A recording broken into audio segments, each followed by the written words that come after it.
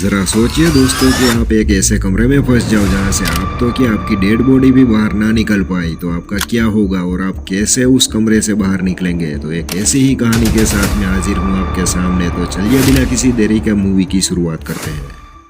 कहानी की शुरुआत होती है और हम एक बूढ़े आदमी को देखते हैं जो किसी चैम्बर में फंस गया था और वो भगवान से प्रार्थना कर रहा था कि मुझे यहाँ से किसी भी तरह से निकाल लो। दूसरी ओर हम एक औरत और उसके साथ एक आदमी था उसे देखते हैं जो भी उसी चैम्बर में फंसे हुए थे, लेकिन वो किसी दूसरे पार्ट में थे। उन दोनों के साथ एक लड़का भी था जो वहाँ पर ऐसे ही चक्कर लगा रहा था और उस खौफनाक चैम्बर के अंदर आटे फेरे यानी कि घूम रहा था। वो चैम्बर एक पजल जैसा था, मतलब कि कोई भी दरवाजे के पीछे चला जाता तो वो किसी और चैम्बर में फंस जाता और ऐसे ही वो पजल चलता रहता ताकि कोई बाहर ना निकल पाए।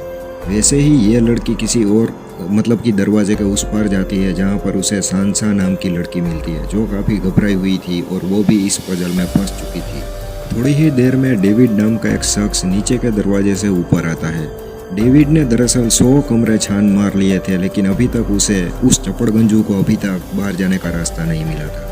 जैसे ही आदमी अगले दरवाजे का कमरा ओपन करता है तभी वो लड़का और हमने जिसे देखा वो बूढ़ा आदमी सारे लोग बकलोल जैसे इकट्ठा हो जाते हैं।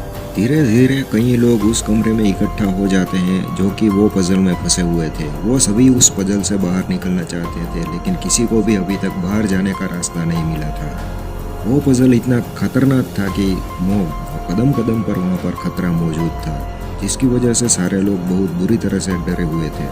वहाँ पर हर वक्त एक भयानक आवाज़ आती रहती थी जो सिर्फ और सिर्फ सांसा ही सुन सकती थी। उसके अलावा वो आवाज़ किसी को भी सुनाई नहीं देती थी। लड़का जैसे ही एक दरवाजे के बाहर जाने की कोशिश करता है तभी उसकी हीरोपंती निकल जाती है, क्योंकि वहाँ पर एक अजीब सी चीज़ होती है जिसकी वजह से लड़का धड़ाम करके नीचे गिर जाता है और सारे लोग वो चीज़ देखकर बहुत ही घबरा जाते हैं।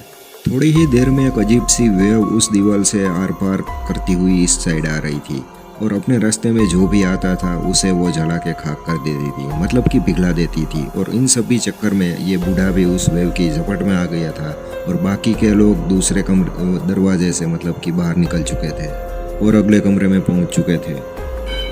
वहाँ पर एक आदमी भी था जो थोड़ा चपड़गुंजू था, लेकिन वो दरअसल दिमाग वाला आदमी था। उसे अच्छे से पता चल गया था कि ये एक हाइपर क्यूब है जिससे बाहर निकलना थोड़ा मुश्किल है, लेकिन हम सब निकल सकते हैं। इसीलिए वो आदमी प्लान बनाता है, लेकिन हमें उस प्लान से कोई मतलब नहीं, क्योंकि हमें यह देखना है कि ये सारे लोग निकल पाएंगे या नहीं।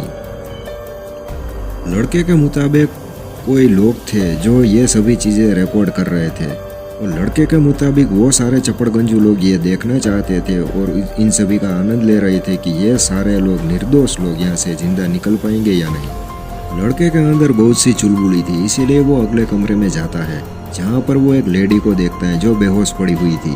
लड़के के मुताबिक सारे लोग वहाँ पर उस कमरे में चले जाते हैं और उस लड़की को वापस होश में लाते हैं। सीन काट कर हम देखते हैं कि सारे लोग अगले कमरे में जाते हैं जहाँ पर उसे एक डेड बॉडी मिलती है, जो कि वो भी इंसान भी इस गेम का हिस्सा था और बुरी तरह से मर चुका था, क्योंकि उसे बाहर जाने का रास्ता नहीं मिला था। लेकिन दिक्कत की बात यह थी कि उसकी बॉडी पर बहुत सारे मतलब कि चार्टर्स लिखे हुए थे।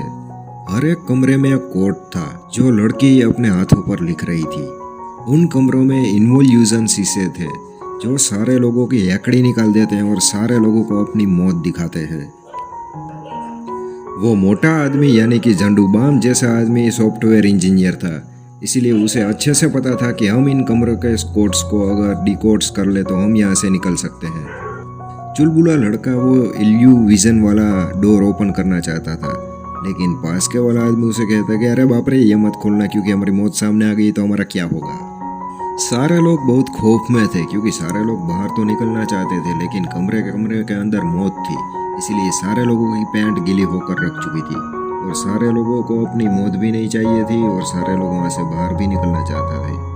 अब ये सब तो कैसे करेंगे, ये सभी हम आगे देखेंगे।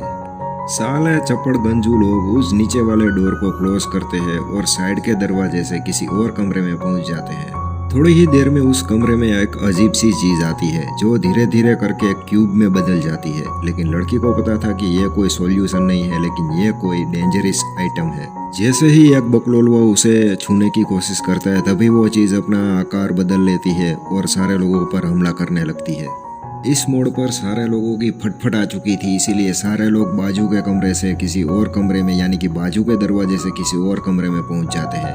और वो चीज़ धीरे धीरे बड़ी हो गई थी, इसीलिए वो उस कमरे में नहीं दाखिल हो पाती। लेकिन अभी भी 2 लड़कियां उस कमरे में मौजूद थी, लेकिन ये आकार में चीज़ इतने आकार में बड़ी हो गई थी, इसीलिए वो उन दोनों को डैमेज नहीं कर पा रही थी। उन दोनों लड़कियों को भी बाजू के कमरे में जाना था, लेकिन उन दोनों लड़कियों का लक अच्छा था, इसीलिए वो चीज़ धीरे धीरे गायब हो जाती है और लड़कियां दोनों सेफ रहती है। बाजू के कमरे में भी एक बूढ़ी औरत थी जो बंदी बनी हुई थी, और यह चुलबुला इंसान पगला चुका था, इसीलिए उसके पास एक छोटी सी चाकू थी। उसके जरिए वो सारे लोगों को डरा रहा था। उस कमरे की दीवारों में से भी नुकीले कांच के शीशे बाहर आते हैं जो इन सभी लोगों की मौत चाहते थे, और ये सारे लोग उस कमरे से भी भागना चाहते थे।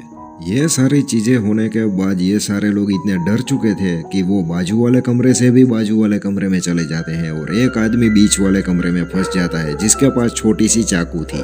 उन सभी में एक लड़की थोड़ी सी दिमाग वाली थी, इसीलिए वो सारे कमरों के कोड्स को डिकोड करके अपने हाथों पर लिख रही थी।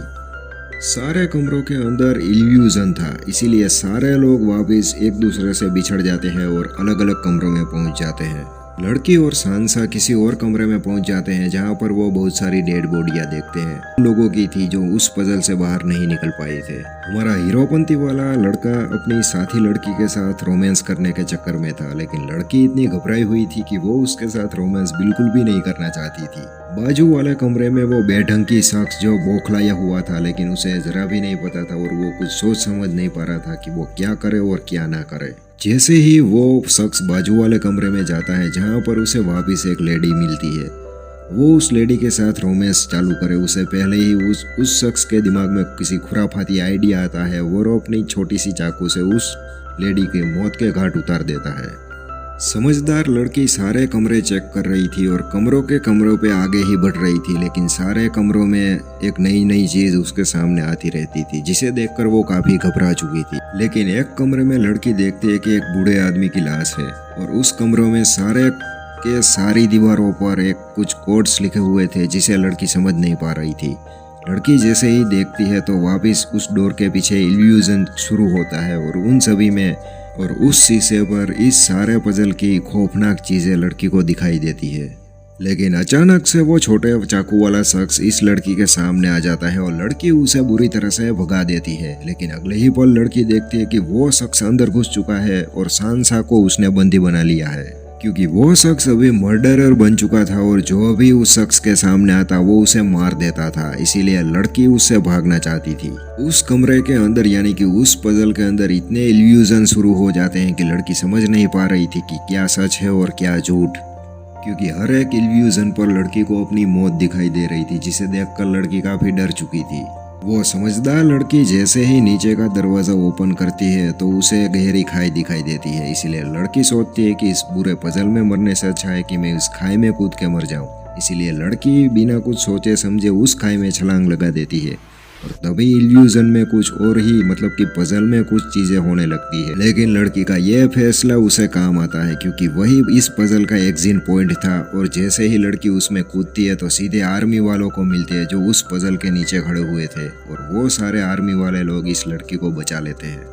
लेकिन दोस्तों जरा रुकिए, क्योंकि ये सारे लोग आर्मी वाले नहीं थे, क्योंकि ये सारे लोग गेम चेंजर यानी कि इस गेम को बनाने वाले थे, और ये नहीं चाहते थे कि कोई भी इस पजल से जिंदा बाहर निकले। इसीलिए वो सारे लोग भी लड़की को बुरी तरह से गोली मार देते हैं और वहीं के वहीं चकनाचूर करके रख देते हैं। तो दोस्तों यहाँ पर मूवी की एंडिंग हो जाती है, और मैं मिलता हूँ आपसे अगले वीडियो में। तब तक के लिए जय हिंद जय भारत।